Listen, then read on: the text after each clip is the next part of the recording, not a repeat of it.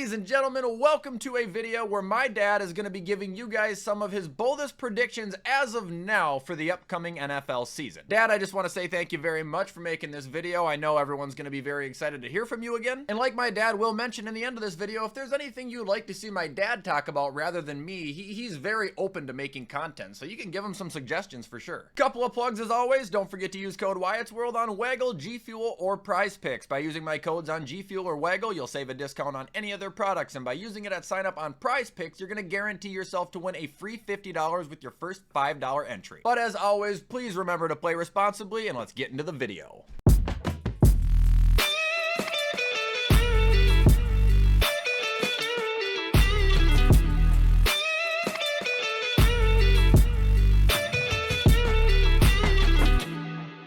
Hello, Wyatt's World Junkies. It's Wyatt's dad back, not with a pick this time, with bold predictions. Hey, Wyatt asked me if I wouldn't do a few videos for you guys, and I said sure. So this one will be my bold predictions for the NFL season coming up. I'll start with Rookies of the Year. I think the NFL Rookie of the Year offensively will be Colston Loveland, the former Michigan Wolverine who's now with the Bears. The Bears made an excellent choice there. Loveland is about the same height and weight of TJ Hawkinson. I think he's going to perform to the level that Hawkinson does eventually. I'm looking for him to have a pretty good year. Ben Johnson coming over was a smart choice by the Bears. I think he wanted to be there and they needed him. He'll come in and much as he used Laporta last year, I think Laporta had 700 yards and 7 touchdowns. The Bears don't have the same set of wide receivers that the Lions do, so they'll probably go more to the tight end. I think Loveland's going to be selling that offense, and I would look for 800 plus yards and 8 to 10 touchdowns from him. In terms of defensive rookie of the year, I'd like to give a shout out to Deion Walker, who I wish the Vikes would have taken. Buffalo has him. He reminds me of Albert Hainsworth, Titan, I think, when he was in his heyday. Went to Washington and eventually petered out there with a huge contract. But Hainsworth was approximately the same size, 6'6", 6'7", and 350-pound nose tackle. Walker, I think, is slower than Hainsworth, but I think, get him in shape, and he's going to be a tremendous asset for the Bills. But my pick for Rookie of the Year is Mikel Williams, who's going to play with San Francisco. I think Saleh coming in there is a big difference. I think Williams has an opportunity to play opposite Bosa. Williams was a fairly high draft, first round draft pick. I can't remember when they got him, 11th, 12th, whatever it was. And I think, he's the same body type as Danielle Hunter, height, weight. Hunter, much more muscular. This guy has to add a little bit of muscle in there, but I think he's gonna do well for the 49ers and would be the defensive rookie of the year. Second point now, since we just talked about the rookies of the year, how about the draft for next year already, 2026? My bold prediction is that the team getting the first round pick next year will be the New Orleans Saints. The reason I say this is that they have Shuck, Rattler, and Haener. Sounds like a bad law firm. That's their quarterbacks. And then you look at the rest of the team, and they need wheelchairs and canes.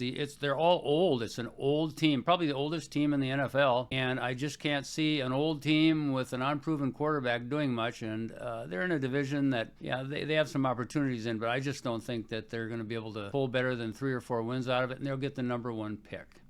For my third item, kind of talking against what I've always told you guys, which is never go against Mike Tomlin, but with Tomlin's predicament, no quarterback, Aaron Rodgers holding him hostage out there. Segue for a minute. Rodgers is such a turd. Either play with Pittsburgh or retire. He's hanging out there supposedly so the Vikings might take him and he has a better chance to come in and destroy our team. But I'd rather see Pittsburgh just say no and then he retires and goes where he belongs. The guy's nothing but a damn cancer. And I hope the Steelers don't think that they bring him in, the team is going to accept him with open arms, because the guy has basically put them off. It probably affected their drafting to some extent, their free agents to some extent, who they would get. And as usual, he's the prima donna, got to be the #1 guy out there that he wants everybody to focus on. Let him retire. But going back to Tomlin, he doesn't have Rudolph, the red-nosed reindeer, is going to be his quarterback, and without Rodgers, unless he comes in. And then defensively, team's okay, but I just don't see them having enough to get over 500 to cover for the lack of a good quarterback. The other thing is the Steelers unfortunately draw the Central Division division of the NFC, which is the Vikings, the Lions, Packers, and the Bears. So it's going to be a tough schedule for them on that side. And on the eastern side, they draw the East, the NFC East, which would be Buffalo, Miami, New England, and the Jets. And New England and the Jets will be better with Vrabel and Glenn. Their defenses will be better. They're going to give them some strong games. And of course, Buffalo is Buffalo. You never know about Miami and Wally Cox, their coach over there, that minion. But I just think the road's too tough to hoe this time, and I'm going to go against Mike Tomlin. They will not finish above 500 for the first time in his tenure there. Then next, surprise team. You know, my surprise team might not be everybody else's surprise team this year, but San Francisco 49ers. I think they're going to go from, I think they were last in their division last year to first this year, and based this on a couple of things. One, they're healthy. I don't know about McCaffrey. I mean, what a China doll. The man looks at something wrong and he breaks something or cracks something or can't play. So he's been an issue for him health-wise. They still have Ayuk. They have Kittle working on that offensive line. You know, getting Robert Saleh back is huge for San Francisco. I think that's going to make a difference, and Shanahan will somehow get them above the Rams and they'll win the division. So there'd be my surprise team. My next prediction is J.J. McCarthy will throw for more than 4,000 yards. That's an average of 235 yards a game. Seems very doable. Kevin O'Connell calling the plays. I think the big plus for the Vikings is that we beefed up the offensive line, picking up Ryan and Fries from the Colts. Fries, I like that name. There was a guy named Chris Hanburger who was a linebacker with Washington, oh God, probably back in the late 70s, 80s. And it would have been neat if he was on the team. Then you'd have Hamburger and Fries. Anyway, we'll go back to the offensive line improvement. I think that's going to give McCarthy more time. Still got a great set of receivers. Picked up Jordan Mason from San Francisco 49ers. The fact that, you know, maybe our running game will be a little bit more durable and improved. Take the pressure off, and McCarthy will have time to pass, and he'll be very successful at doing so. So I think the 4,000 yard target is good for him and then some.